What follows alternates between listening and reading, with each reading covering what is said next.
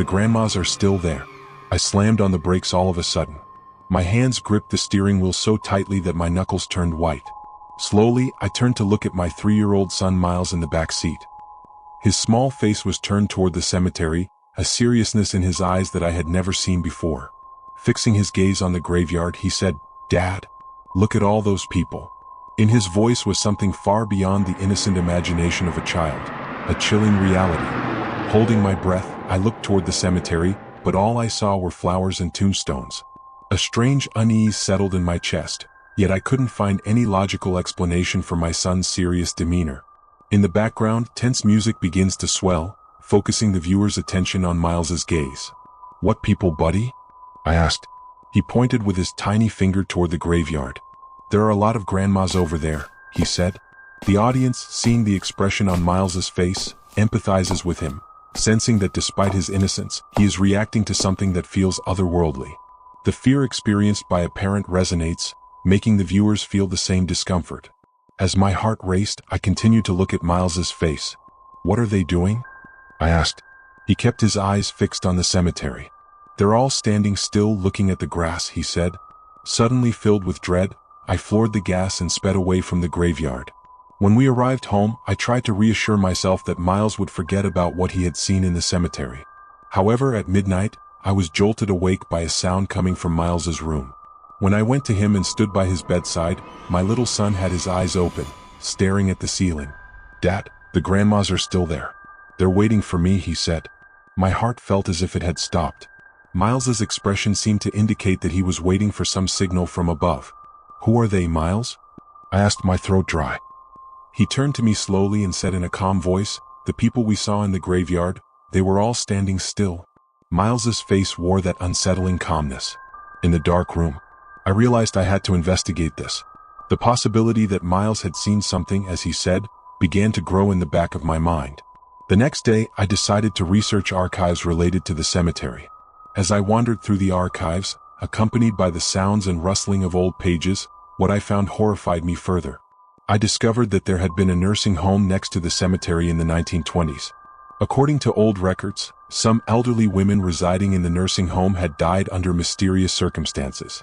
Many of them were buried in this graveyard, their tombstones unmarked. The entities Miles referred to as grandmas might have been the restless spirits lingering here. In the background, indistinct whispers and soft violin sounds evoke a sense of disturbing echoes from the past. When I reached this information, a deep bell toll rang in my mind like an echo from the past. Perhaps these grandmas were the spirits that had stayed here, unable to find peace. What Miles had seen was real. He was witnessing the call of unfinished souls. A week later, Miles woke up again screaming in the middle of the night. I rushed to him, trembling as I hugged him. With his eyes fixed on nothingness, he said in a whispery voice, "They want me to go." As I held his small body, the unsettling expression on his face froze me. "Don't go, buddy," I said desperately.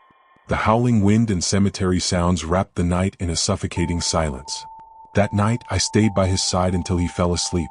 In Miles's eyes, there was now a frightening wisdom. Despite his young age, he seemed to understand those grandmas. Finally, in the early hours of the morning, he turned to me and whispered softly, "They're waiting for me, Dad, but I'm not going to go." As the days passed, I found myself unable to muster the courage to pass by that cemetery. Every time I looked into Miles's room, I felt that the silence that followed that night was trying to tell me something. The deep emptiness I saw in his eyes seemed to convey a message. Those grandmas waiting in the cemetery might have given up on Miles, but there was something waiting for me. Every night before I sleep, I relive those moments filled with whispers and the graveyard's ominous silence and feel a wave of anxiety. And still, whenever I have to pass by that cemetery, Miles's chilling whisper echoes in my ears. "They're still there, Dad. They're waiting for you." But it didn't end there. As the weeks turned into months, I began noticing strange occurrences around the house. Objects moved when I wasn't looking, and shadows flitted at the corners of my vision. It was as if the presence of those grandmas was creeping closer, invading my home. One night, as I lay in bed, I heard soft, almost melodic whispers drifting through the darkness. I couldn't make out the words, but it felt like they were calling out to me, urging me to join them. I shot up, heart racing, and rushed to Miles's room. He was sleeping soundly, a peaceful look on his face, but I couldn't shake the feeling that something was wrong. I stood there, frozen, as the whispers grew louder, more insistent. "Come to us," they seemed to beckon. It was as if the very air around me thickened with anticipation. Desperate for answers, I decided to return to the cemetery, dragging my feet as dread settled in my stomach. The moon hung low in the sky, casting an eerie glow on the graves, making the shadows dance as I walked further in. When I reached the area where Miles had pointed out the grandmas, I felt an overwhelming chill. The air felt electric, alive with the energy of unseen eyes watching me. Then, from the corner of my eye, I caught a glimpse of movement. Figures cloaked in white, their forms translucent, hovering just above the ground. Suddenly the whisper stopped. A profound silence enveloped me, broken only by my own ragged breathing. I felt an icy hand on my shoulder and I turned slowly. The last words I heard a soft, melodic voice that echoed in my mind. "We have been waiting." What happened next was beyond comprehension, blurring the lines between the living and the dead. But one thing was clear. The grandmas were not just figures of imagination. They were a reality I could no longer ignore. You will join us soon.